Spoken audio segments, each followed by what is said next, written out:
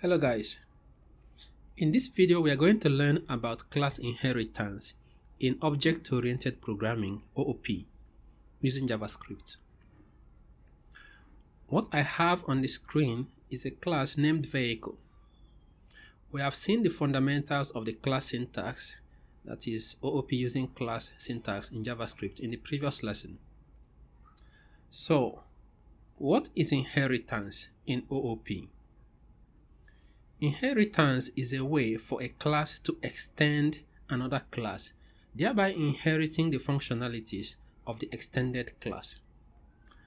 What that means is this. Let's create another class named chariot. Chariot is our vehicle. So, class chariot, hope that is the correct spelling. To inherit vehicle, in this case, to inherit another class, we use the keyword extends, and then the class we want to extend, in this case vehicle. So now chariot inherits from vehicle, right? Chariot is a subclass of vehicle. But what is the implication of this? Let me show you by first creating an instance of vehicle, which is the parent. Chariot is the child, and then call the methods move and stop, which are defined in this vehicle class. I will save and run the code. When I run the code, you can see that, of course, we get the output of the methods move and stop.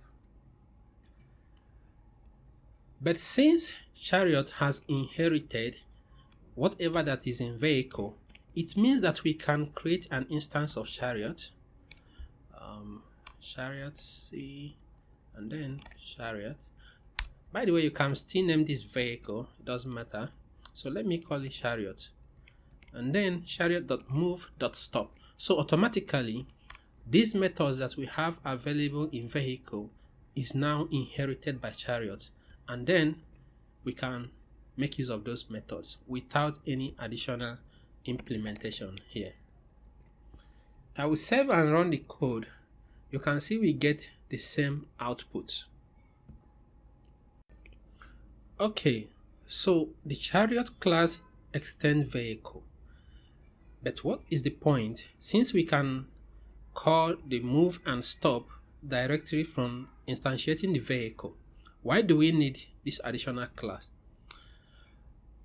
Oftentimes when we create a child class, that is a class that extends another class, we do that to implement additional or different functionality, while also inheriting the base implementation in the parent class. What that means is this. Let's say, for example, I have another class, car, that extends vehicle.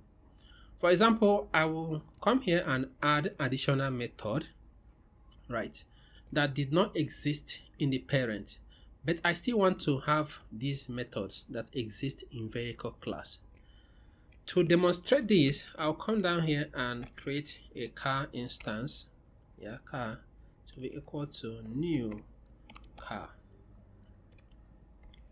I will save that, and then I will say car.move like before, because car extends vehicle. But in addition to that, we have additional method for car, start engine, right? By the way, let's start the engine before we move the car. I will save and run the code. Of course, car starts engine, and then vehicle is moving. So vehicle is moving comes from here. Take note that car extend vehicle and adds additional method start engine. This start engine is not available in vehicle. Let me change this to instance of vehicle to show you that. So car is now an instance of vehicle, not instance of our car. I can actually comment this, I'll show you. You see it clearly. If I run this code, I will get an error because there is no method start engine defined in vehicle. That method exists in car. Another thing we can do with inheritance is method overriding. What that means is this: a child class can have its own implementation of a method that exists in the parent class. Let's see this grammar in action with an example. So, for this vehicle class, I want to introduce a parameter, speed. And here I'm just going to say this dot speed to be equal to speed. Then the method overriding is that we can come to the child class and implement the same method. Maybe for some reason, maybe we want to have a different implementation of that method in the child class. I can leave this additional method here, but let me just remove it since we have already seen that, and remove the call here and come down here and change this to car. So this is the same method that exists in the parent. This is method overriding. Here, what I want to do is just to show the speed the car is moving at. I'll just append the speed, save and run the code. So what we get is okay, I did not specify the speed, so let me pass 70 here. Save and run the code. We get the output speed 70. Now car has its own implementation of the method move. But sometimes we want to extend even the method in the parent.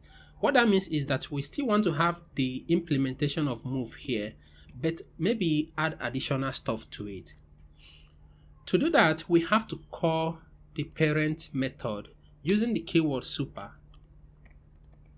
So we say super move, and because this expects the speed, we also pass the speed here. So this way, the parent method is called, and then the child method. So what do we expect? We are expecting that this method is going to run, and then this implementation as well. So when I run the code again, you can see we get vehicle moving from the parent, and then the speed 70, which is coming from the child class. Now let's look at constructors and inheritance. Guys, please hit the like button and subscribe if you have not done so. Thank you as you do that to help the channel grow and so that this content can reach those that need it.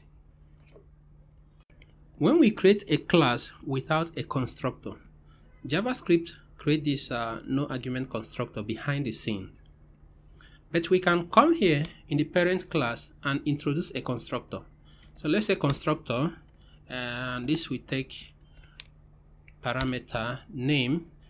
Here we can say this dot name to be equal to name. We save and come down here. Let's give our car a name. Let's say BMW. Save and run the code. For the output, there's no change. But let's come to the child class that is in the car class and introduce its own constructor. So we say constructor. Let's have a name. Let's have additional something here. Let's call it speed limit. And down here we can say this dot name to be equal to name, and this dot speed limit to be equal to speed limit. So watch out what happens if I try to run this code again. I'll run the code, but we get an error at this line, this dot name. So the reason we have this error is something about JavaScript, that when a child class has a constructor, before you can access this keyword, the this keyword, you have to call the parent constructor first. And how do we call the parent constructor? We just use the keyword super. Come on, super. And this is expecting an argument name like that. So if we run the code again, the error goes away and everything works like before. Of course, as long as we are not accessing the this keyword, we can do other stuff here, like equals ABC 1 2 3. At this point, we have not tried to access the this keyword. So before we can access the this keyword, we have to call the parent constructor. And of course, we can make use of those properties introduced from the constructor, like this .name and this .speed limit.